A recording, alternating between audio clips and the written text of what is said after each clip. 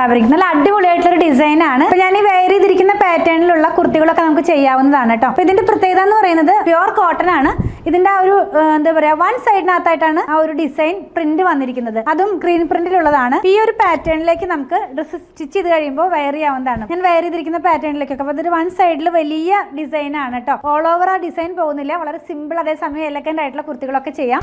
Next one വന്നിരിക്കുന്നത് ഒരു blue ഷെയ്ഡിലേക്കാണ്.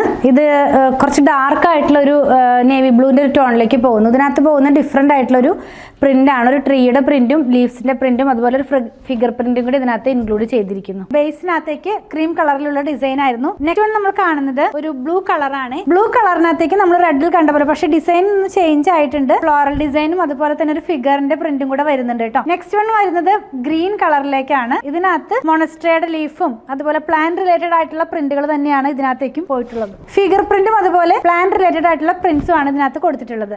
നല്ല ഭംഗിയുള്ള കുർത്തികളൊക്കെ ചെയ്യാം. ലാസ്റ്റ് വൺ വന്നിരിക്കുന്നത് ഒരു പർപ്പിളിന്റെ ഡാർക്ക് ടോൺ ആണ്. സെയിം തന്നെ പ്രിന്റിന്റെ 4 കളേഴ്സ് അല്ല, എല്ലാത്തിനകത്തും ഡിഫറെന്റ് ആയിട്ടുള്ള പ്രിന്റുകളാണ്. വിഡ്ത്ത് വരുന്നത് 44 ഇഞ്ച്, പ്രൈസ് 128. പർച്ചേസ് ചെയ്യാനായിട്ട് ഇതിൽ കൊടുത്തിട്ടുള്ള നമ്പറുമായി കോൺടാക്ട് ചെയ്താൽ മതി.